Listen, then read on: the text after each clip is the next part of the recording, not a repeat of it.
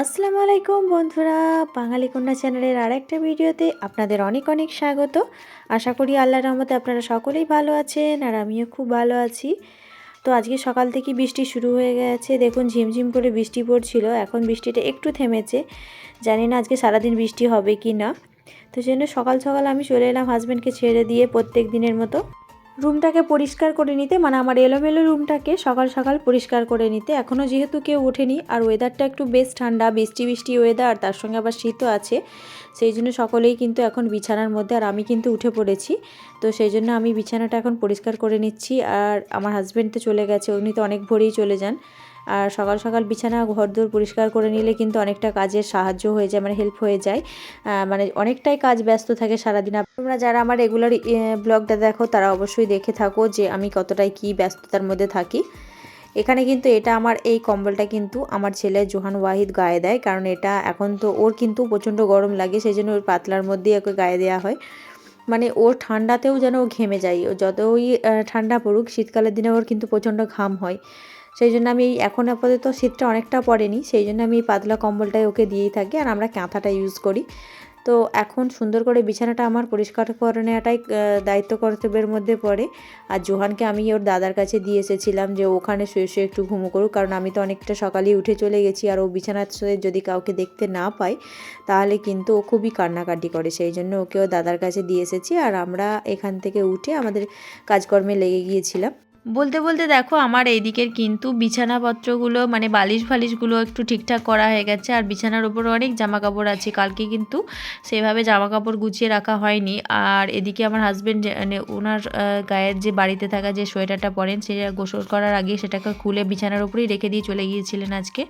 সেগুলোকে সুন্দর করে এখন ভালো করে ভাঁজ করে আলনাটাকে আমি একটু গুছিয়ে নেব, কারণ আলনাটা আমার একটু এলোমেলো হয়ে আছে। বাড়িতে কিন্তু সব জিনিস কিন্তু গুছিয়ে রাখলে বাড়ির পরিবেশটা কিন্তু খুব সুন্দর দেখতে লাগে। সেই জন্য একটু সবসময় আমি চাই গুছিয়ে গাছিয়ে রাখার জন্য। আর কারণ কালকে আমার একটু দেরি হয়ে গিয়েছিলো বলে সেইগুলো গুছিয়ে রাখা সম্ভব হয়নি, মানে সন্ধ্যার দিকে। আর আমি ওই জন্য একটু সকালের দিকে গুছিয়ে রাখছি, কারণ সারাদিনে মানুষজন আসতেই পারে রুমের মধ্যে, দেখতে দেখতে অসভ্যের মতো লাগে কিন্তু গুছানো না থাকলে। এখানে আমার হাজব্যান্ডের সোয়েটারটা একটু সুন্দর করে ভাঁজ করে রেখে দিচ্ছি। এদিকে আলনার মধ্যে আমার বিছানার কিন্তু সব কিছুই কমপ্লিট হয়ে গেছে গোছানো। আমি এবার জানালাটা খুলবো, এদিকের পর্দাটা কিন্তু ভালো করে গুছিয়ে নিচ্ছি, মানে ভালো করে না গিঁট দিয়ে নিলে পর্দাটা অনেকটাই বড় বলে না বিছানাতে একদম লুটিয়ে থাকে বলে ভালো লাগে না দেখতে, ওই জন্য ভালো করে জানালাটা খুলে দিচ্ছি। এখন কিন্তু আজকে কিন্তু অতটা রোদ নেই, কারণ আজকে মেঘলা ওয়েদার, বৃষ্টি হয়েছে, রোদও নেই। সেই জন্য আমি এখন এখানটাই ভালো করে ভাবছি ঝাড়ু টাড়ু দিয়ে নেব। এদিকে জানালাটা খুলে আমি ভালো করে বিছানাটা টান টান করে নিয়েছি, নিয়ে আমি এখন এখানে ভালো করে বিছানাটা ঝেড়ে নেব সুন্দর করে আমার বেড ঝাড়ুটা দিয়ে। আর বেড ঝাড়ুটা কিন্তু আমার নিজের হাতেই তৈরি করা। একটা জিনিস জানো তো, জয়েন্ট ফ্যামিলিতে যখন থাকা হবে, জয়েন্ট ফ্যামিলি কিন্তু অনেকটাই চাপের মধ্যে থাকতে হয়, মানে পান থেকে চুন খসলে কিন্তু প্রত্যেকটা মানুষের কাছে হয়তো কথা শুনতে হতে পারে, সেই সব সময় মনের মধ্যে এই ভয়টা নিয়ে সব সময় থাকতে হয়। জয়েন্ট ফ্যামিলিতে যারা থাকে তারা অবশ্যই বুঝতে পারে জয়েন্ট ফ্যামিলিটা কতটা টাফ। তাই জয়েন্ট ফ্যামিলিতে যে জিনিসটা করতে হয়, মানে সব সময় একটু নিজেকে সচেতনভাবেই চলার চেষ্টা করতে হয়। এখানে কিন্তু আমার দেখো পাখাটা বেশ 2-3 দিন মোছা হয়নি, সেই জন্য আমি পাখাটা আর খাটের জায়গাগুলোকে মুছে নিলাম, কারণ ওখানে কিন্তু জামা কাপড় রাখলে ধুলো হয়ে যাবে। তাই ধুলোটা আমার তো অ্যালার্জি, সেই জন্য ভালো করে আমি মোছামুছিগুলো করে নিচ্ছি। আর আমাদের এই খাটটা তো জানো তোমরা, তো আগেই শুনেছো এটা আমার বাবার দেয়া, সেই জন্য আমি সুন্দর করে চেষ্টা করি প্রত্যেক দিনের মতোই মোছার। তো কদিনই আমার এই চাপের জন্য, চাষের কাজের জন্য কিন্তু আমার মানে তাড়াতাড়ি সব কিছু করতে হচ্ছিলো একা হাতে বলে, এগুলো সম্ভব হয়ে উঠছিল না। তাই আমি চেষ্টা করছি এখন রেগুলার করার। তো রেগুলার করলে কি বলো তো, ঘর দুয়ারের যেসব জিনিসগুলো থাকে ধুলো থেকে যেগুলো বাঁচিয়ে রাখা যায়, সেগুলো পরিষ্কার পরিচ্ছন্ন থাকলেও কিন্তু সবাইকে দেখতে বেশ ভালো লাগে, তাই না? আর এখন তো শীত পড়েছে, সেই জন্য আমি কিন্তু নাইটি পরা বন্ধ করে দিয়েছি। অনেকেই তোমরা হয়তো বলবে নাইটি কেন পরো না, নাইটি পরা বন্ধ করে দিয়েছি, এখন আমি চুড়িদার পরছি, কারণ শীতের সময় নাইটি পরলে খুব অসুবিধা হয়, আমি ভালো লাগে না। আর খুব গরমে কিন্তু আমি চুড়িদার পরতে পারি না, ওই জন্য আমি নাইটি পরি। তোমাদের সঙ্গে গল্প করতে করতে কিন্তু আমার অনেক কাজই কিন্তু হয়ে যায় সারাদিনে, জানো তো। আর এদিকে দেখো আমি টেবিলটা পরিষ্কার করে নিচ্ছি, কারণ এখানে টেবিলটা কিন্তু দুজনে, মানে জোহান বাবু আর ওর পাপা একটু গন্ডগোল করে রেখেছিল, আমি একটু সাইজ করে নিলাম। এগুলো কি জানো, এগুলো হচ্ছে আলুর বীজ, মানে আলু এরপর ধানের পর এবার আলু বসাতে হবে, সেই জন্য আলুর বীজ এখানে আমরা কাটতে শুরু করে দিয়েছি। আর এখানে কিন্তু প্রচুরই আলুর বীজ কাটতে হবে, আর মানে প্রায় 23-24 বস্তারও বেশি। আর এক একটা বস্তায় অনেক করে, এই যে বস্তাগুলো আছে এই বস্তাগুলোয় কিন্তু অনেক বীজ থাকে, দেখতে পাচ্ছ এই ছোটো ছোটো আলুগুলো কিন্তু সবই আলুর বীজ।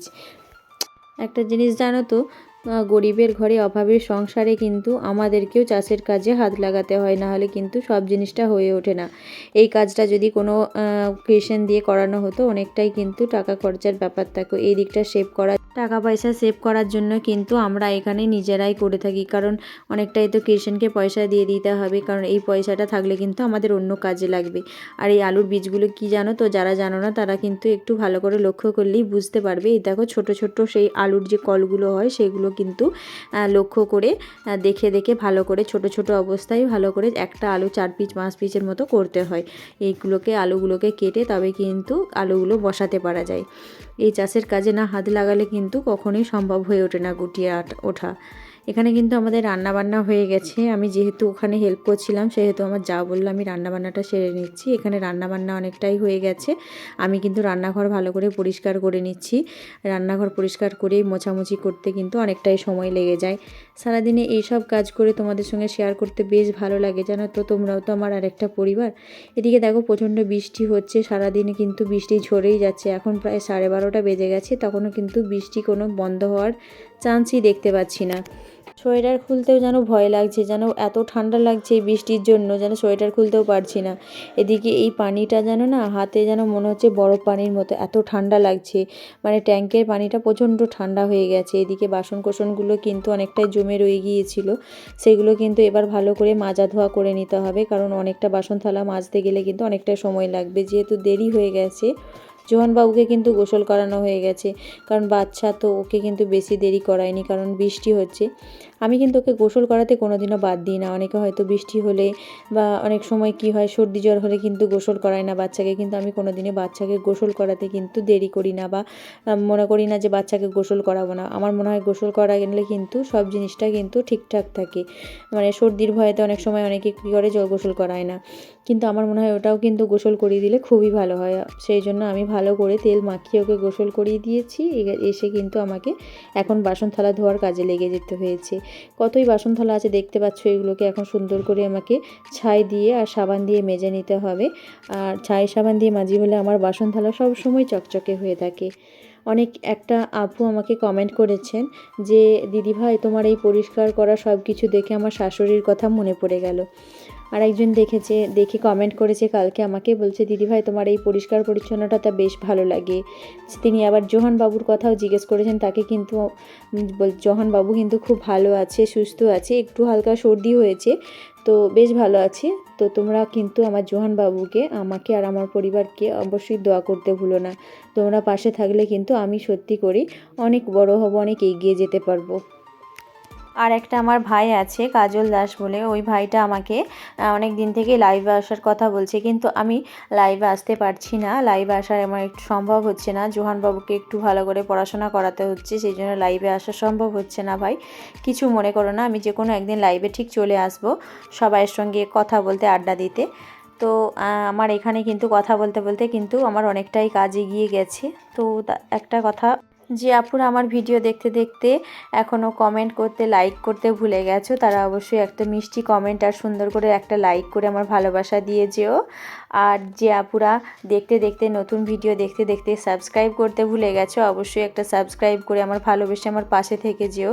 তোমরা বড় ছোট দূর দূরান্ত যারা যেখান থেকে আমার ভিডিও দেখো, তারা সকলেই কিন্তু আমাকে দোয়া করো আর ভালোবাসা দিও। তোমাদের দোয়া আর ভালোবাসাতে কিন্তু আমি অনেকই এগিয়ে যেতে পারবো। তোমরা যদি আমার পাশে থাকো, সত্যি সত্যি আমি কিন্তু অনেক এগিয়ে যেতে পারবো। আর আমার জোয়ান বাবুকে কিন্তু অনেকেই সবাই দোয়া করো, কারণ আমার ছেলেকে যেন আমি মানুষের মতো মানুষ করতে পারি। একটা মানুষের মতো মানুষ করে ছেলেকে তোলাটাও কিন্তু একটা মায়ের পক্ষে প্রচুর কষ্টকর ব্যাপার।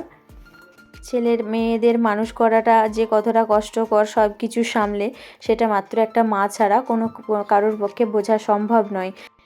এত বড় জয়েন্ট পরিবারকে সামলে তার মানে একটা পান থেকে চুন খসলে মানুষের কাছে হয়তো লাঞ্ছিত অবহেলিত হতে পারে, সেই জন্য সব কিছু সামলে যখন আমার বাচ্চাকে একটু সময় দিই তখন মনে হয় কিন্তু আমি অনেকটাই কিছু করেছি। তো আবার কি বলতো, আমার না এর সঙ্গেও তো আবার ব্যবসা জড়িত আছে, সেই ব্যবসাকেও সময় দিতে হয়।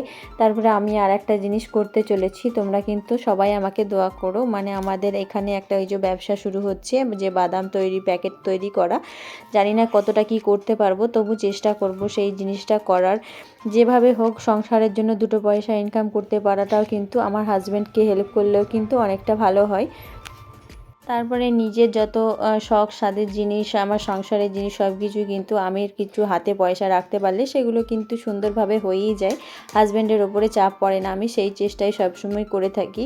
গরিবের ঘরে দিন এনে দিন খাওয়া ঘরেতে যখন একটা পয়সার মুখ দেখা হয় না, তখন খুবই মনে হয় যে খুবই কিছু করেছি, একটা কিছু করতে পারলাম, মনে মনে একটা আলাদাই শান্তি লাগে। জানো তো, যারা এই রকম পরিস্থিতির মধ্যে থাকো তারা কিন্তু আমার ব্যাপারটা বুঝতে পারবে। পয়সা তো সকলেরই এখন হয়েছে, মানে টুকটাক পয়সা অনেকেই করে ফেলেছে বিভিন্ন জায়গা থেকে, কিন্তু যাদের নেই, যাদের কষ্ট করে করতে হয়, তাদের কিন্তু একটু মজাটাই লাগে যখন কিছু করতে পারে। আর যাদের তো অল্পতেই মানে সোনার চামচ মুখে দিয়ে যারা জন্মায়, তাদের তো কিছু মনেই হবে না পয়সা জিনিসটা কি। আমার কিন্তু খুব একটা মনে হয় না যে আমি কষ্ট করে করছি কি আমার বেশি কষ্ট করে করার মজাটা কিন্তু আনন্দই লাগে। বলতে বলতে কিন্তু দেখো আমার কিন্তু অনেক বাসন থালা তোমাদের সঙ্গে গল্প করতে করতে ধোয়া হয়ে গেছে। আর কিন্তু এই দেখো এই জিনিসগুলো, এই যে কড়াই টড়াইগুলো আমি একটু ভালো করে সাবান দিয়ে ধুই, কেন জানো তো, কড়াই পেছনগুলো কালি থাকে, আর কালিতে আর তেলেতে যখন মিক্স খাবে তখন কোনো দিনই কালি কিন্তু তুলতে পারবে না। তাই ভাবি যে আগে সাবান দিয়ে শুধুমাত্র তো কড়াইয়ের পিছনের কালিটা তুলে নিয়ে তারপরে ভিতরের সামনের দিকে যে তেলের জায়গাটা থাকে সেইখানটা ধুলে কিন্তু আর কড়াই থেকে কালি অতটাও বেরোয় না। এটা কিন্তু জেনে নেওয়াটা দরকার। যারা বাসন থালা নিজেরা ধোয়াধুয়ি করো তারা কিন্তু জেনে নেওয়াটা খুবই জরুরি। এটাও একটা টিপস বলতে পারো আমার তরফ থেকে। এখানে দেখো আমি হাঁড়িটাকে ভালো করে ঘষে ঘষে ধুয়ে নিচ্ছি। আর তলার দিকে কিন্তু আমাদের কাদা মাটিটা যেটা দিয়ে হাঁড়িটা ভালো করে উনুনে বসানো হয়, তো সেখানটায় কিন্তু অনেকটাই কালি রয়ে গেছে, মানে ওখানটা তোলা যাচ্ছে না, ওখানটা একটু চাপ হয়ে গেছে। আর আমার হাতের স্পন্ডালাইসিসের জন্য কিন্তু আমি ভালো করে এটা তুলতে পারছি না। তো কোনো একদিন না কোনো একদিন শাশুড়ি মাকে বলবো একটু জোর করে চাপ দিয়ে জিনিসটাকে তুলে দিতে, ভালো হবে বেশ। বন্ধুরা আজকের মতো ভিডিওটা এই পর্যন্তই। পরবর্তী ভিডিওতে আবার দেখা হচ্ছে, ততক্ষণের জন্য টাটা, খোদা হাফেজ।